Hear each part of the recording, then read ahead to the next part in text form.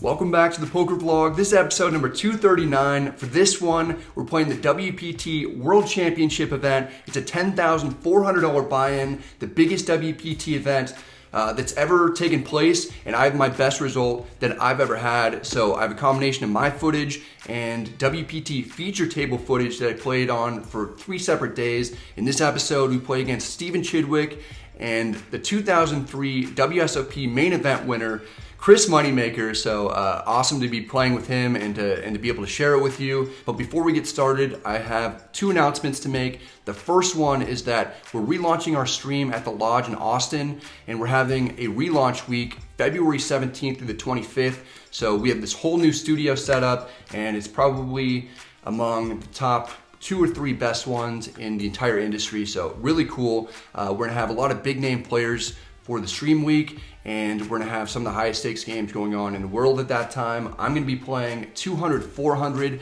which is by far the largest cash game that I've ever played. Nervous and excited about it, but be sure to tune in for that. And then also, if you're interested in coming out there and meeting Andrew, me, and Doug, then it's a good time to do that as well.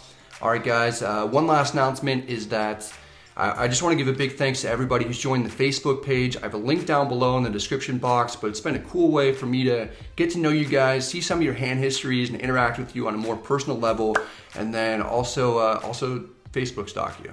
All right, let's go ahead and get started. The time is finally here for the event I've been waiting all year for. It's the WPT World Championship at Wynn Las Vegas. The prize pool is $15 million guaranteed, the largest live guarantee in the history of poker. It's a $10,400 buy-in, and I'm ready for it. I focused on tournaments more in 2022 than any year previously. I had quite a bit of success cashing in large buy-in events while playing against the best in the world. I kept knocking on the door of getting 6-figure scores and getting my name on the Mike Sexton trophy, but ultimately would come up short in key moments. I won 3 satellites for buy-ins, including getting first in a ClubWPT satellite out of 2,154 players while streaming the entire thing, which is perhaps my biggest accomplishment in poker. In addition, I won 2 more satellites on WPT Global, where there were regularly 5-figure overlays and prize pools. Since I already have a seat through my brand ambassador deal with WPT, I gave away all the seats that I won. The first 2 seats I won, I gave to viewers Jeff and Julian. Jeff is from Arizona and actually went to our first out-of-state meetup game 5 years ago. You can see him pictured here. Julian came in from Norway, where live poker isn't even legal. Both Jeff and Julian have full-time jobs and don't get to play very often. Neither have ever played an event close to this big. The third seat I gave away to my brother Matt, who taught me how to play poker along with my dad, and he also helps me with the YouTube channel. Matt has never played a tournament with a buy-in over $200. He's getting completely thrown to the wolves and is understandably nervous going into day 1. To be honest, I'm nervous going into day 1 as well. This event is one that'll go down in history books. The $15 million guarantee gets obliterated as there are 2,960 total entrants across 3 day 1 flights. The total prize pool is $29 million. It almost doubles the guarantee, and first place is over $4 million. You can feel the excitement in the air as it's clear everyone participating is part of poker history. We begin with 100,000 in chips, and the very first hand we're dealt pocket aces. If this isn't a sign that good things are to come, I don't know what is. My only real goal for day 1 is to survive, which is what we do. We bag a modest stack of 186,000, and I'm okay with it. Only 279 players out of 615 entrants in my flight advance. Unfortunately, my brother and the 2 other recipients of free buy-ins don't make it to day 2, but I give them each a percentage of my tournament run so they have a sweat and something to root for. After all the day 1s are over, 1,185 players come back for day 2, and 370 will make the money. Among those who make it through are some of the biggest names in poker. A couple of those guys are at my starting table, which turns out to be one of the most intriguing in the entire field. Not only do we have Stephen Chidwick, who's arguably the best poker player on the planet, winning high roller after high roller against top tier competition, but we're also playing against Chris Moneymaker, who won the 2003 WSOP main event, and is largely responsible for the poker boom in the early 2000s. I've run into Moneymaker quite a few times and I've always been friendly with him, but I've never had an opportunity to actually play against him. That is, until now.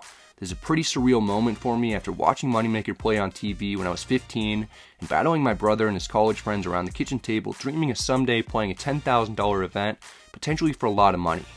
Now we're here, competing against the big boys. Aside from Chidwick and Moneymaker, there are a few other guys with 7 figures on Hendon Mob as well. This is no cupcake table.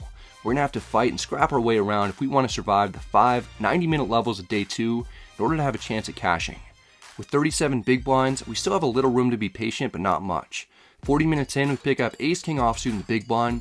Under the gun raises to 10,000. The hijack 3-bet shoves for 48,000 total. It's only about 10 big blinds. I 4-bet shove for 211,000 to isolate the hijack. I'm hoping the under the gun player doesn't have a monster. He folds, which puts my mind a lot more at ease. We're heads up and in great shape as the opponent tables Ace-Queen offsuit. The flop comes Jack 9-9 with 2 spades. Neither of us have a spade in our hand. Then the dagger comes. The turn is the Queen of Spades, giving the opponent a massive lead with top-top. The King is the only card that'll help us. The river is another 9. The hijack makes a boat to get a double up through us. Our stack decreases to 32 big blinds. It hurts to lose one like this after getting it in as such a big favorite, particularly when the opponent's money card comes on the turn like that. Still, we have plenty of chips and need to remain calm and focused. 16 minutes later, we're dealt pocket kings under the gun +1. These cowboys couldn't have come at a better time. I was feeling a little bit down about losing with ace-king, but a lot less now. I'm in raised to 10,000. The small blind has a big stack, and he's worried that if he doesn't use it, he'll lose it. He calls. The big blind picks a bad time to be dealt a 3-bettable hand. He re-raises to 48,000. We've got 160,000 total in our stack. I consider flatting to keep the opponent's bluffs in if he has air. On second thought, this is already a significant pot. I don't want an ace to come out or have some other flop come out that'll scare the opponent away from getting the rest of his chips in there if we're currently ahead. We're not at a little girl's tea party, so this is no time to get cute or fancy. We 4-bet rip it for 32 big blinds. The small blind folds, but the big blind snap calls. He likely has ace-king, aces, or pocket queens. The opponent reveals that he has pocket queens. It's about the best case scenario for us, but our tournament life is on the line. This is a different situation than when we lost to ace-queen earlier. We absolutely have to win this, or our dreams of winning $4 million is dead. The flop comes 10-7-6 with 2 diamonds. It's relatively safe, although a queen came on the last turn to crush our hopes.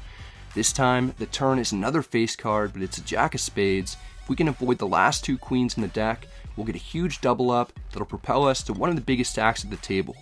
The river is the ace of hearts. We did it. We win a huge pot to double up and finally have some breathing room while at the same table as a couple of Goliaths. Just as I'm beginning to feel more comfortable, we get notified that our table has been selected as the first one of the entire tournament to be on the WPT live stream. While it's pretty exhilarating to be playing a big event like this on the main stage against really talented players and to have it be broadcast to viewers all over the world, this is already a nerve-wracking day. I prefer not to have any extra pressure. Playing on stream is actually quite a bit different than if I'm recording a cash game session on my own. The one thing that I have going for me at least is that I have a lot of live stream experience, mostly for cash games though. That experience won't give me much edge over my opponents since Chidwick and Moneymaker have way more feature table experience in tournaments. My plan is to just play my normal game. I'm currently second in chips at the table with 60 big blinds in position on Moneymaker, who's first in chips. In 90 minutes, our stream time will be over and we'll go back to one of the outer tables. During the second hand of the stream, we pick up 8-6 suited in the low jack. It's perhaps 1 pip wider than what we should be opening with in this position, but I've got a solid image. I raise to 12,000. By the way, this is my new favorite hoodie at the moment. It's a black waffle knit design from Public Rec. I have a link in the description box below if you want to pick yourself up something from their website. Blake Whittington wakes up with pocket 6s in the cutoff. He's one of those guys I was telling you about who has over 7 figures on Hendon Mob. Blake has some hardware to go along with all that money. He's won a whopping 7 WSOP circuit rings. Blake calls. I mostly put him on a small to medium pocket pair type of hand, as well as some suited connectors and suited broadways. The flop comes 10-4 deuce with 2 hearts, giving us a flush draw with some backdoor straight possibilities. My hand definitely has value, but I don't want to get blown off of it. If I bet now and get called, and don't get there on the turn, I may have to check fold to a bet. If I bet now and get raised, I'm not going to love any of my options because for one thing, I could be up against a better flush draw. I check to get more information from my opponent and keep the pot manageable.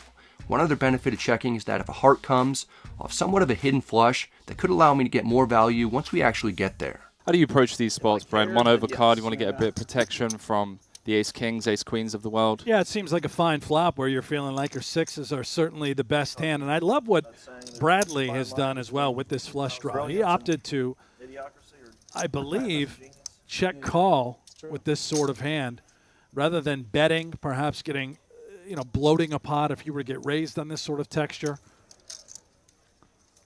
Looks like he has come for exactly that. Does check call the bet of 14,000. 67K going to the Queen of Clubs turn.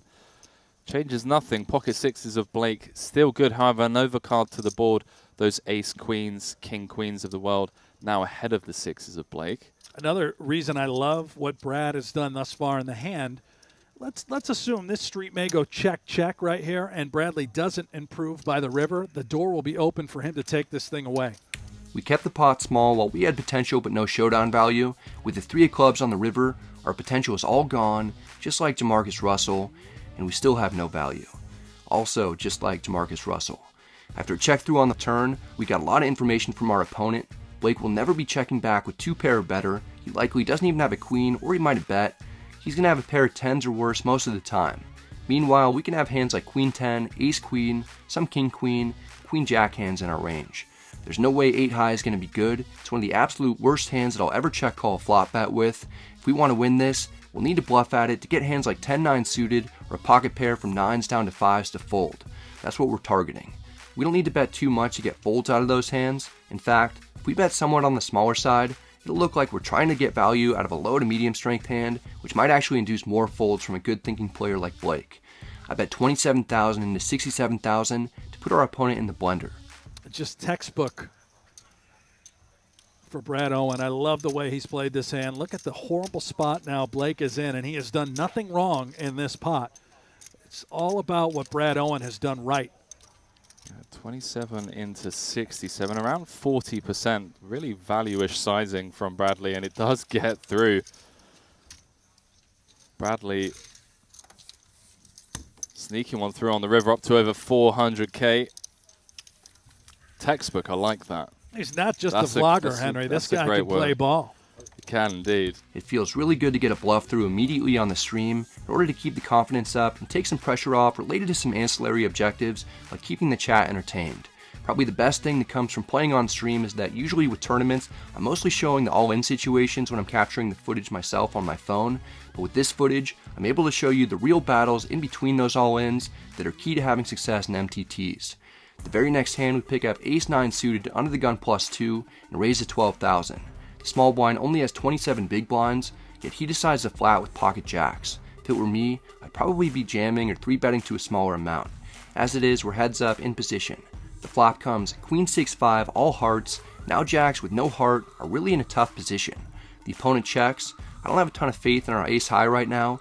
We put a lot of pressure on the small blind with just a small bet because he doesn't have that many chips left. I bet 11,000 just to see how he wants to proceed. This bet allows us to keep control of the pot and likely get to a river for cheap as well. The small blind isn't letting go of his high pocket pair just yet.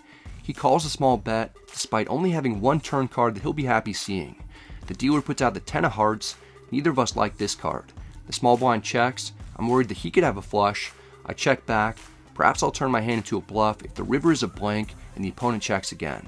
The river is the ace of clubs, giving us a lot more showdown value. The small blind checks. There's no need to turn our hand into a bluff of any sort. I check back. The small blind thinks his jacks may be good as he turns them over. I assure him that they're not. We get the win with our pair of aces. We're only 3 hands into the feature table and have already increased our stack by a healthy margin. Later we're on the button with ace-8 offsuit. We're happy to take down the blinds with this hand. I raise to 12,000. Our buddy Blake is in the big blind with pocket 3s. It's a reasonable hand to get involved with. He calls. We're heads up in position. The flop comes 7-6-3 with 2 spades, giving our opponent bottom set. He checks. A low board will connect well with the big blind's defending range. Ace high could be good. We've got some backdoor draws that we don't want to get blown off of if we bet and get check raised. I check back to see if we can hit a card that'll help us improve. The turn is the 5 of spades, giving us a flush draw and a straight draw. Our equity goes from 8% to 32%. The big blind fires 12,000 into 33,000. We're getting nearly 4-1 on a call when we only need about 2-1 to justify hanging in there. I happily call. We didn't make a flush against Blake in our first attempt with 8-6 of hearts. We don't make one now, but we drill the straight, which is even better in this case. What you don't see in the footage here is that I've chosen not to look at the river until the action's on me so that I don't give anything away. While waiting for Blake to act, I have no idea that I've made a straight. Even with this gross run out for bottom set, Blake feels comfortable betting for value. He makes it 27,000, likely planning to bet fold if we raise. This is when I look over to see that we've hit really the best river card that we could have hit. I call. Blake probably thinks that he's good with his set, but we actually get there on him this time. We show him the winner. He's understandably not happy that we hit runner. With this victory, we're at a new high point of the day and of the tournament. That'd be the last significant pot that we'd play on stream. There weren't too many interesting hands that I got into with Chidwick or Moneymaker. It was all pretty straightforward. I'm just glad to have survived one more level and to be off the stream so that I'll have a little less pressure. Over the next few levels, I do well to keep the stack moving in the right direction. I'm no longer at the table of death. I'm feeling pretty good about the new table as the amount of remaining players is dwindling and we're getting closer to the end of day 2. That is, until we pick up ace-queen suited on the button. It's the 4th 90-minute level of the day. Blinds are 5,000, 10,000. I raise to 20,000. The big blind either has a strong hand or doesn't believe that we're near the top of our range. He 3-bets to 80,000. The opponent has 416,000 total. If we look at what upswings winning poker tournaments course says to do when we're the button with around 50 big blinds effective and the big blind 3-bets you, it shows that we're supposed to be 4-bet jamming the majority of the time with ace-queen suited. The opponent in this case has a little closer to 40 big blinds, and we have him covered by almost 250,000, so I feel even better about ripping it in. I 4-bet jam, expecting the big blind to fold pretty often. Instead, he calls after only a few seconds of thinking about it. It turns out he's close to the top of his range with pocket queens. He has us in rough shape, though we still have a 34% chance of winning. The flop comes 8-4-3 rainbow. We don't even have a backdoor flush draw to make the big blind sweat a little. It's looking bleak. The turn is the jack of diamonds. We'll still be alive if the river isn't an ace, but almost everything that we've built up today will be erased and we'll be down to about 25 big blinds. Let's not concern ourselves with that just yet. Wow. Holy shit. Thanks. I'm covered. We pull the Barry Greenstein to drill the ace on the river. The table is relatively quiet because it's a devastating way for the big blind to go out. Both of us did what we were supposed to do, and we just happened to get there at the end to scoop a massive pot. This is the first moment that I'm thinking we have a real shot to cash in this event, since this win gets our chip stack to over 1 million. We have over 10 times starting stack in WPT's biggest tournament of the year, with only about 500 players remaining and 370 cash. The min cash is 17,000. If we make the top 6, we'll be guaranteed a minimum of $1 million. I'm feeling great, but as players are getting knocked out at our table, they're being replaced by tougher and tougher opponents. The newest arrival is Adam Hendricks. He's currently #1 in the world according to Global Poker Index. I played with him during day 2 of Bellagio's 5-diamond event, and I like him, but right now, I'd rather not see him, and certainly don't want to tangle too much with him.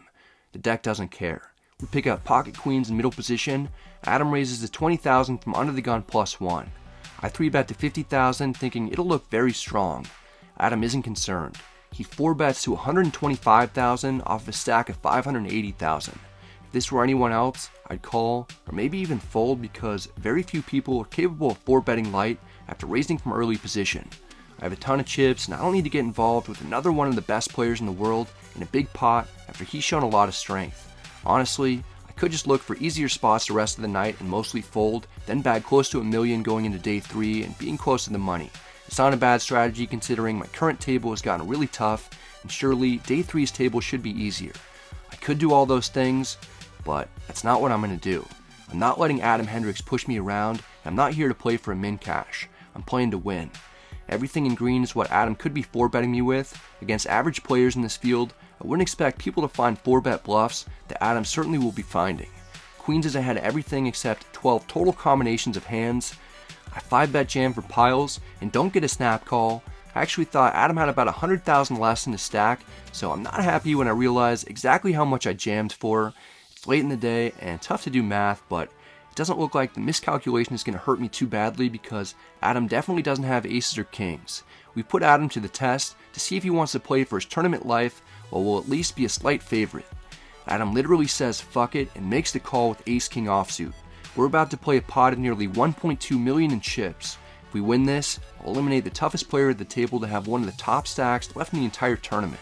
If I lose, I'll be down to 430,000 in chips. I scramble to get the phone out and only start recording once it gets to the turn, but we're way ahead as the board is Jack 4-3-6. With only one card to come, all the hesitation about 5-bet jamming is gone. Adam only has 6 cards that can help him, otherwise he's out, and we'll be poised for a deep run and a shot at a 7-figure score. The river shatters all those thoughts. Fuck. How much is it? My heart completely sinks. Not long after drilling the ace on the river to win a huge pot, our opponent drills a king on the river for an even larger one against us. My mind goes to some dark places, thinking about how I could have reasonably flatted this early position raise with pocket queens, or just flatted the 4-bet, and likely could have won on the flop or turn. Instead, I make a questionable 5-bet jam, get it in essentially the best case scenario after the opponent calls, and lose in the most devastating way. I'm down to 430,000, which is good for 43 big blinds right now, but after the upcoming break, he'll only be about 35 big blinds. That was a crazy fourth level of the day. I hit the ace on the river to, win a pot of like 8 to 900,000, and then just feel like I got hit by a semi-truck with the queens versus Adam Hendricks, ace king on the river. So that was brutal. If I win that pot, I'm up to 1.6 or 1.7 million, but didn't go our way. So down to 430,000 now on the last break tonight, and there's 470 left, so we're about 100 away from the money, and blinds are going to be 6,000, 12,000 when we come back. So hopefully I can stay alive. Level 15 begins, but very little happens. We chip up a tiny bit to end the day with 485,000. I'm glad to have survived day 2, but it's tough to look across the table and see Adam's racks on racks on racks. What's done is done though. All we can do is focus on what's ahead. We're still alive with 399 players left, and 370 will cash, so we'll be making the money early on day 3 if we can survive. We'll be giving it our absolute best. Stay tuned for the next few episodes because you won't want to miss the tournament run of a lifetime and quest for our first 6-figure score. That's it for this one, guys. I hope you enjoyed it. If you did, I'd appreciate it if you hit the like and subscribe buttons because it helps out the channel a ton. If you have any questions or comments, feel free to let me know in the comment section. I'm happy to get back to you. This is just such a cool tournament experience for me.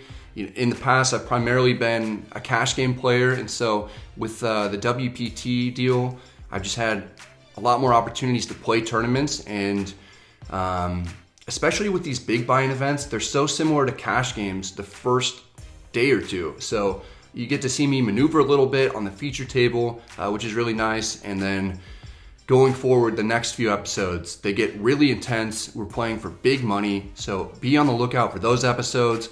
Also, I want to give a big thanks to Public Rec for sending me a bunch of clothes, and they gave me an affiliate link, so I have that down below in the description box. Be sure to check out that. They have a lot of really cool sweatshirts and t-shirts. This is actually one of their, this shirt and this sweatshirt are both from Public Rec, and then that black waffle knit one that I was wearing on the feature table, that's my favorite one that I have right now.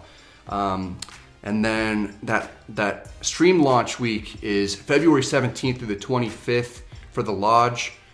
Tune into that, and let's see, and then check out the Facebook page that I have. I have a link down below in the description box for that as well, and it's just a cool way to kind of talk to you guys and get to know you on a little bit more of a personal level.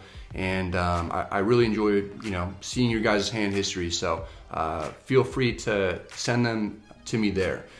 All right, guys, hope you're all doing well. I hope you're staying safe. Good luck at the tables. I'll have the next episode out Thursday, so it's going to be a quick turnaround, and then the following episode will come out Monday after that. So I'm going to be working hard to pump these tournament videos out and get them to you guys as quickly as possible. All right, good luck at the tables, and I'll see you next time.